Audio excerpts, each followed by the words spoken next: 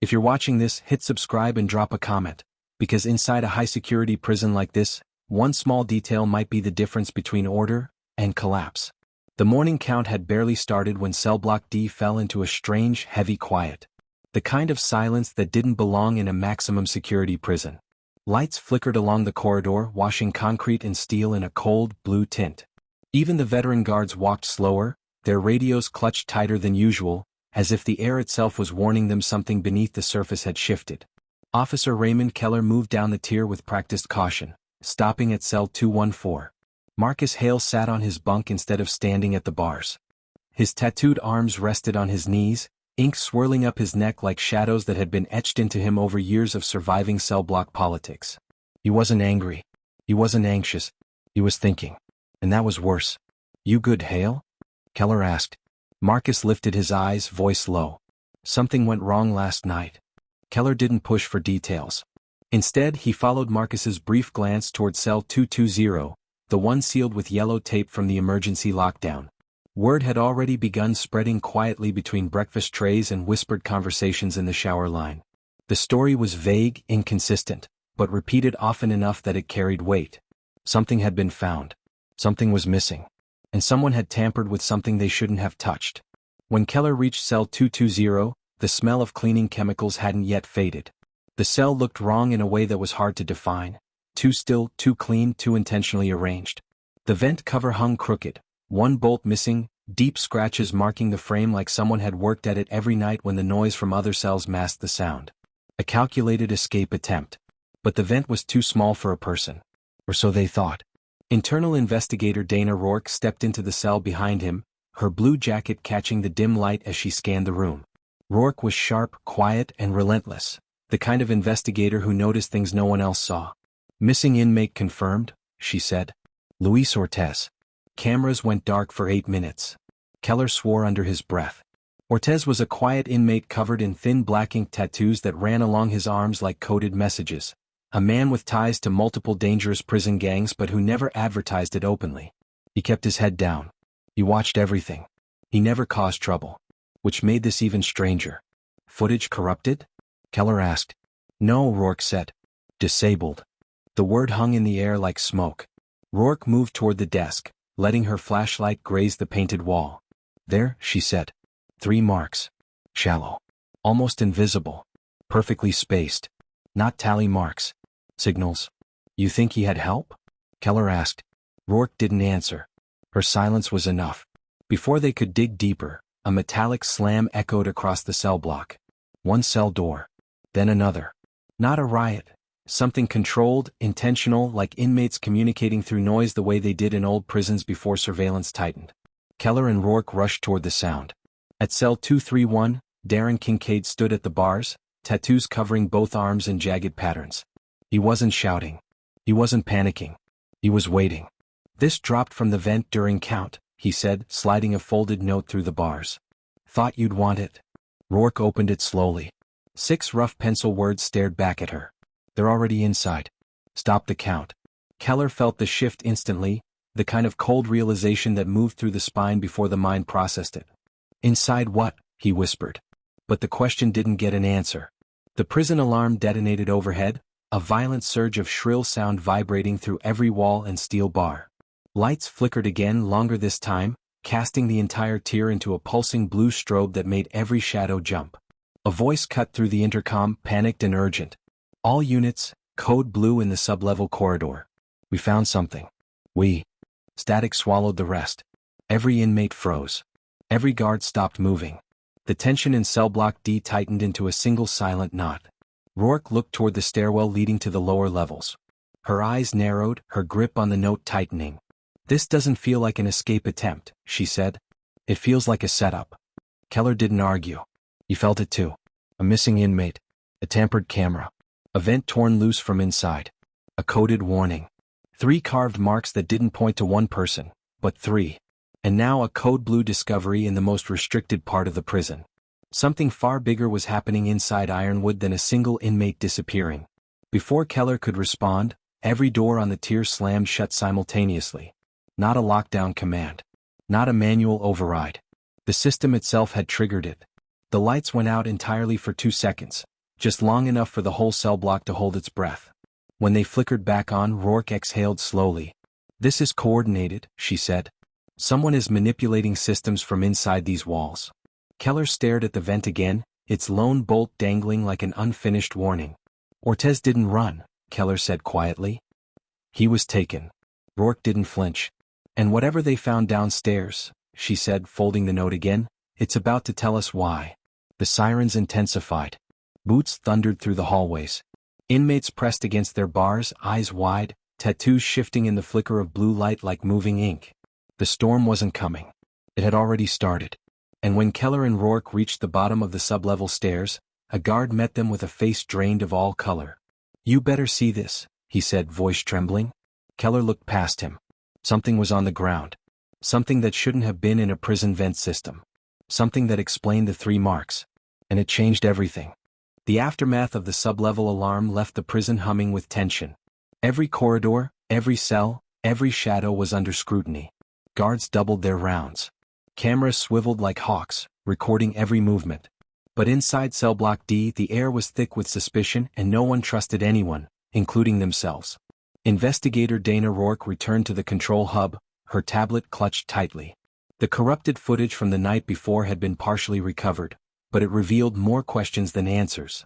There were gaps, sudden jumps in time, and frames that showed shadows moving where no inmate or guard should have been. Officer Keller stood beside her, scanning the tear through the glass. "Internal comms report says some inmates are refusing routine checks," he said. His gaze lingered on Marcus Hale, who sat silently, tattoos etched in the blue-toned corridor light. Hale's hands were folded in front of him, forearms covered in swirling black ink, calm but unreadable. Rourke tapped her tablet. "That's no accident. Someone's manipulating fear inside this block. They know the cameras aren't perfect, and they're using it." The focus shifted to Luis Ortez, the missing inmate. His file showed minimal infractions, yet the network he had maintained within the prison suggested influence beyond his quiet demeanor. Tattoos on his neck and forearms marked him as an associate of multiple known gangs, but his behavior had always been subtle, low-profile. No one ever considered him a direct threat. Now his disappearance meant everything. Rourke and Keller interviewed the cellmate of Ortez. A young man named Terrell Banks, tattooed heavily across both arms, with ink climbing onto his chest and neck, had been present during the shower window. His account was fragmented, nervous, and contradictory. I don't know," Terrell stammered. "I thought he went back to the bunk, but Rourke held up a hand. "Everything matters, Terrell. Even what you think is nothing." Behind them, the control hub buzzed as footage of a hallway appeared. A shadow moved along the wall, but no one on the logs reported it. Keller frowned. "Someone bypassed the sensors. That's not a glitch. That's deliberate." The prison's internal politics began to unravel. Small alliances between inmates surfaced. Groups that appeared idle were suddenly observed coordinating signals through vents and lights. Tattooed arms moved in subtle gestures, communicating silently, marking territories in ways guards barely understood. Rourke tapped into the guard rotation logs. Patterns emerged. Certain officers had been scheduled in a way that allowed gaps in surveillance. Those gaps coincided with Ortez's disappearance. It wasn't negligence. It wasn't luck. It was engineered. Back in Cellblock D, Marcus Hale watched everything silently. Tattooed fingers traced the edge of the bunk. He had alliances too, subtle codes only a few understood. But he stayed apart from Ortez's direct circle, careful, observant, calculating. Then a new piece arrived.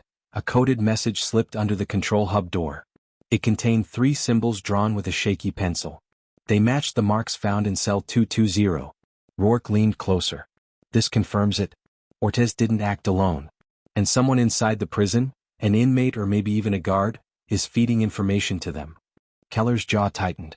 "So we have a conspiracy spanning inmates and possibly staff?" Rourke nodded. "Exactly. And until we find out who, every action we take will be anticipated." The investigation widened.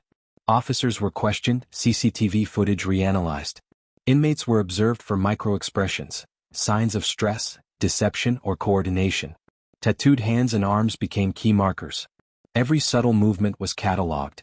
Hours passed and the tension mounted.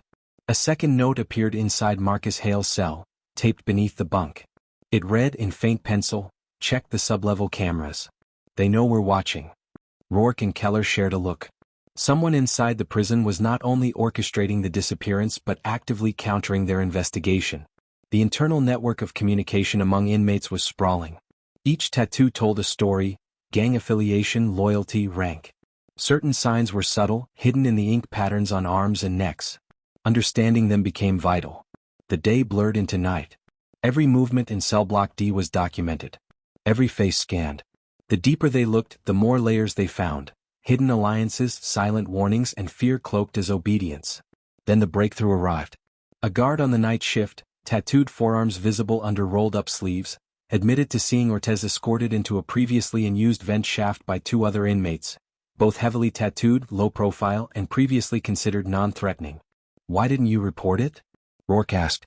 Thought it was sanctioned," he muttered. "No one ever comes in that shaft. Thought they were maintenance or something." It was a lie, but one that illuminated the depth of the internal conspiracy. Ortez hadn't vanished, he had been moved with precision. And the messages, the marks, the shadows on camera, it was all part of a controlled operation within the prison walls. By midnight, Rourke pieced together a preliminary map of inmate movement, rotations, and camera gaps. The picture that emerged was disturbing. A silent, coordinated network operating under the radar, using the chaos of lockdowns, showers, and shift changes to manipulate the system. And one final clue was uncovered. A vent at the far sublevel contained fresh scratch marks, deeper than the previous ones. Someone had been marking time or people, counting moves, preparing for the next stage. Keller looked down at it, a chill running through him. "They're planning something bigger."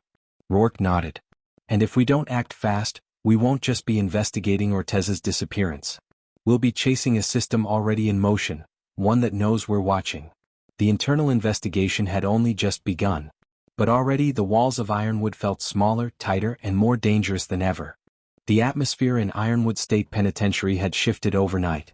Guards patrolled with heightened vigilance, their footsteps echoing through the concrete corridors, while cameras swiveled mechanically, scanning every movement.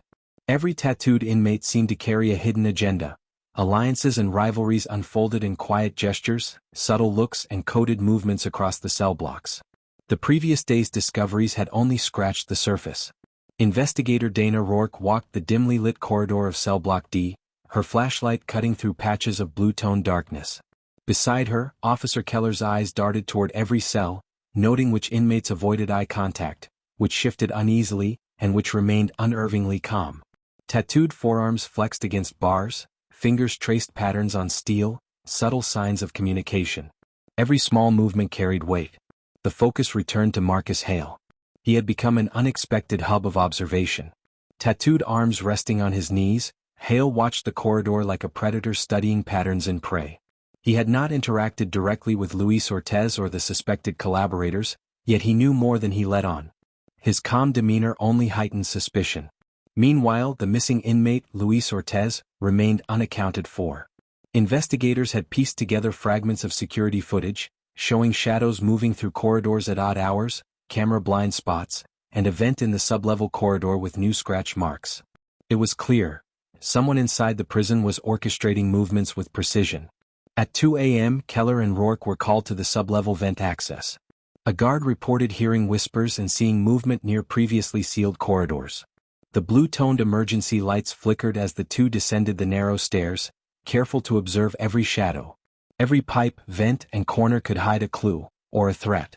There they discovered subtle signs of preparation. Faint scratch marks ran along the vent edges, deeper than before. A small scrap of paper, partially torn, lay near the floor. Its message was indecipherable at first, only a few letters visible: "Next, watch." The implication was clear.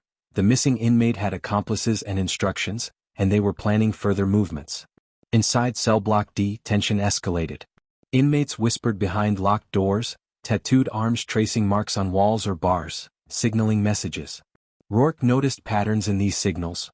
Subtle, repeated gestures that suggested coordination. Guards were watching but often too late. The dynamic between inmates and officers had become fragile. A misstep could trigger panic or confrontation. At 3:30 a.m., an officer monitoring cameras noticed unusual activity near a maintenance corridor. Two tattooed inmates, previously considered low risk, were moving in sync with gestures from the sublevel vent. They weren't escaping, They were relocating materials, communicating silently, and reinforcing the earlier network. Rourke and Keller reviewed the footage in real time, piecing together the operation. It wasn't an escape in the traditional sense. This was a calculated redistribution of influence within the prison. Luis Ortez's disappearance had been the catalyst, a signal to the network that operations were underway. The investigation revealed fractures among the guards as well. Some officers unknowingly facilitated gaps in coverage, whether through scheduling or inattention. Others had been subtly manipulated by inmate behavior, unaware that tattooed hands and body language were being used as coded warnings and instructions. Suddenly, alarms blared again. A smoke detector had been triggered in the laundry corridor. Guards converged rapidly, blue lights cutting through the smoke-like haze of dust and ventilation. Inmates leaned against bars, some tattooed arms pointing subtly, eyes flicking toward hallways they shouldn't have been looking at. The message was clear. Every action by staff was now anticipated. Rourke directed Keller toward the corridor. As they approached, a shadow flitted across a doorway. One of the low-profile tattooed inmates appeared to be signaling another across the hall. In seconds, a small metal grate had been shifted, previously unnoticed, creating a temporary passageway that connected two restricted areas. The operation was evolving faster than the investigators had predicted. Back in Cellblock D, Marcus Hale noticed the increased guard activity. He moved deliberately, observing, calculating. His tattooed fingers tapped along his bunk, tracing invisible patterns in the blue light. He knew something critical had been discovered, but he wasn't ready to act. By dawn, the investigation had uncovered the first breakthrough. One of Ortez's allies had left evidence in the sublevel corridor, a discarded set of tools and a folded note partially hidden under a vent. The note was cryptic but confirmed the plan was far larger than anyone anticipated. Rourke examined it carefully. The handwriting was hesitant, careful, almost childlike in its effort to disguise intent. But the message was unmistakable. This was coordinated, deliberate, and ongoing. The realization hit Keller hard. They aren't just hiding Ortez, he said. They're reorganizing power inside the prison, and anyone in our way is part of the plan. The day descended into a tense watch. Guards were repositioned, camera logs cross-checked, and inmate movement mapped meticulously. Tattooed hands, arms, and subtle signals became the primary source of intelligence. Every decision, every rotation, every step had to be calculated against a network that already knew how the prison operated. By evening, Rourke received an urgent alert. One of the low-profile inmates had been spotted near the sublevel vent again, tattoos visible in the blue security lighting, crouched, inspecting scratches and marks as if following instructions from an unseen hand. Keller's stomach tightened. They weren't dealing with a single missing inmate anymore. They were chasing a system. A network embedded in ironwood, anticipating every surveillance check, every lockdown, every investigative procedure.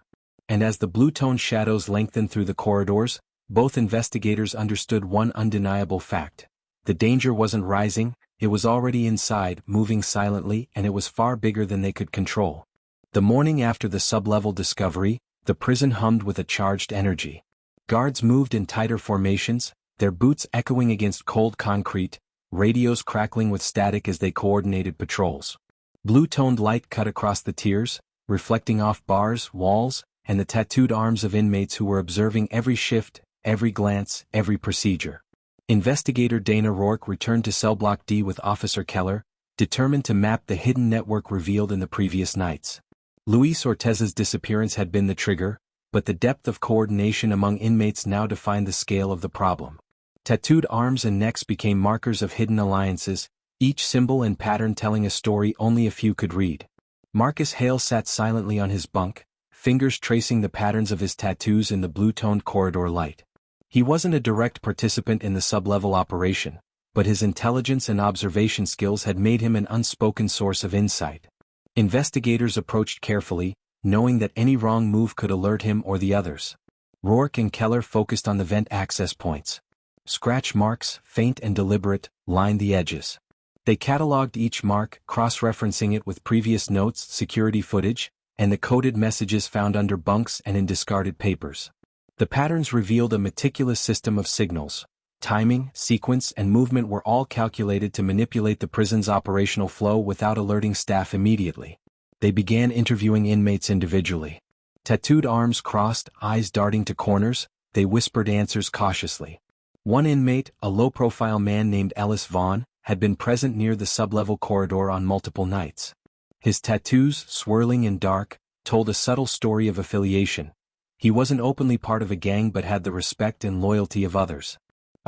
I saw Ortez with them, Vaughn admitted reluctantly. They moved fast, quiet. Didn't speak much. Just hand signals and marks. I tried to stay out of it. Rourke studied him closely. Who are them? Names. Now. Vaughn hesitated, eyes shifting. Marcus and Darren. I think they were following instructions from someone else. Keller's jaw tightened. Marcus Hale, he whispered. Rourke didn't respond. Instead, she motioned to the blueprint of the block projected in the control hub. Every vent, cell and corridor had been mapped with timestamps of inmate movement. Scratch marks and coded notes lined up with subtle delays in camera activity, proving the plan's depth. As night approached, tension escalated further. Blue emergency lights flashed briefly due to a minor electrical surge in the sublevel corridor, illuminating shadows of tattooed arms across walls. It created the illusion of multiple figures moving silently. Some were real, some imagined. The psychological pressure was immense for both staff and inmates. A breakthrough occurred when Keller reviewed the recovered camera footage from the night of Ortez's disappearance. In one frame, a shadowed figure moved deliberately near the vent shaft while another figure watched silently from a corner. Tattoos were faintly visible, swirling black patterns on forearms and hands. The frame confirmed suspicions. Someone inside the prison was orchestrating events, not only moving Ortez but manipulating the response of guards and investigators simultaneously. Rourke compared this with the coded messages found in Marcus Hale's bunk. The writing style, pressure on the pencil, and sequence of instructions matched the sequence of scratches on vent covers. It became evident, Marcus was deeply involved but not alone. There was a higher-level coordinator, someone who understood every routine, every patrol and every surveillance pattern. Tensions inside Cellblock D intensified. Inmates whispered, tattoos highlighted under blue-toned lighting as they gestured subtly to one another. The investigation revealed that some officers had unknowingly facilitated movement through gaps in surveillance, schedules and blind spots. Every lapse had been anticipated, every signal decoded. Then a final clue emerged. In the sublevel corridor, a partially hidden hatch led to an abandoned maintenance tunnel. Scratch marks on the walls indicated repeated access.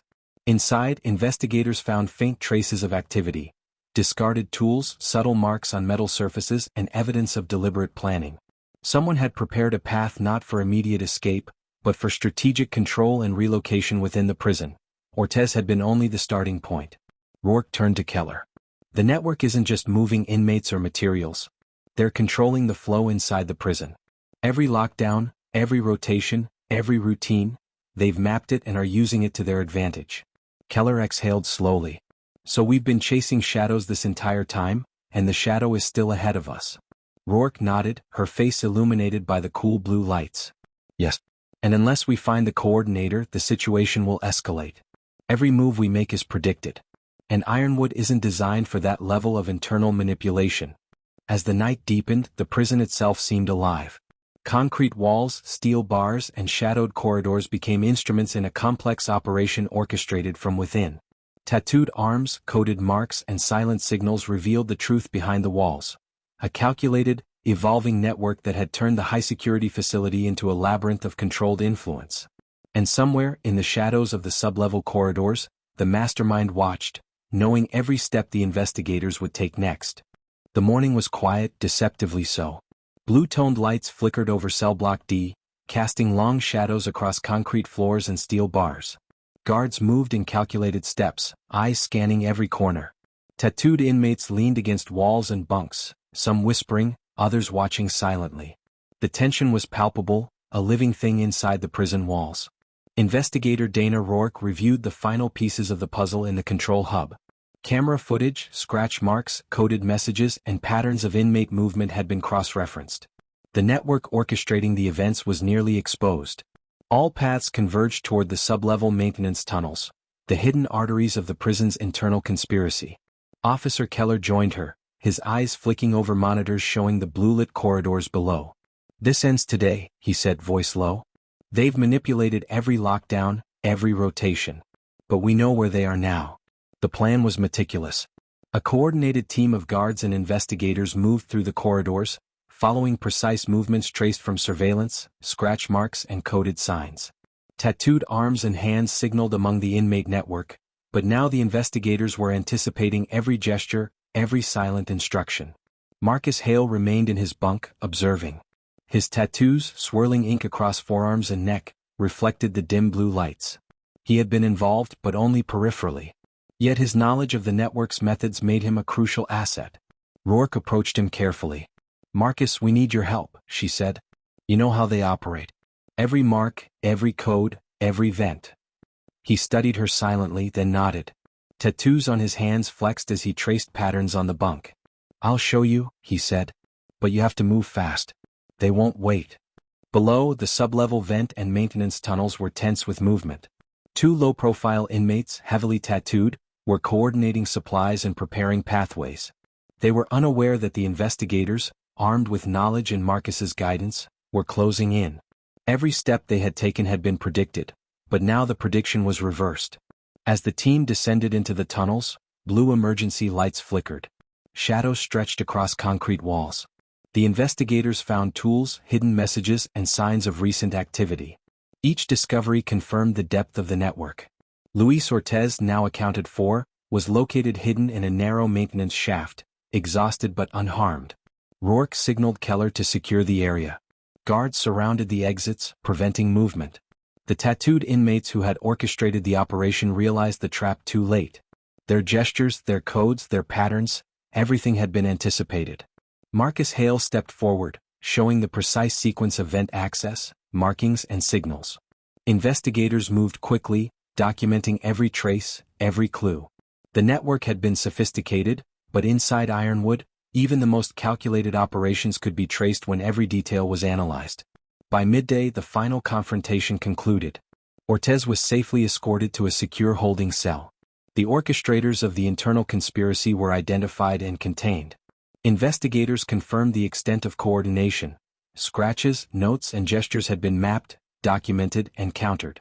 The system of control within the prison had been dismantled. As the blue-toned lights flickered across the now calm corridors, Rourke reflected on the complexity of human behavior under confinement. Inmates, tattoos, and silent codes had created a living network. The psychological depth of their actions, the silent orchestration, and the precision of movements revealed more than crime. They revealed strategy, survival, and power. Marcus Hale returned to his bunk. Tattoos visible in the fading light, he watched the corridors, aware that even though the immediate threat was over, the system itself was still fragile. Keller and Rourke stood in the control hub reviewing the final footage. Every scratch, note, and gesture was logged. Every loophole had been closed. Rourke turned to the monitors, her face bathed in the cold blue glow. "Ironwood is secure for now. But these walls have memories, and someone will always test them again." As the day ended, silence returned to Cellblock D. Tattooed arms rested on bunks, shadows settled into corners, and life inside the prison continued. But the lesson was clear. Control, observation, and vigilance were never ending. A faint mark on a vent remained unaccounted for. Small, subtle, almost invisible. A silent reminder that no system is perfect. And in the blue-toned corridors, a voice in the mind of every investigator whispered, "The next test is coming, and we will see it, but will we stop it?" If this prison case stunned you, the next one will be even darker. Subscribe so you don't miss it.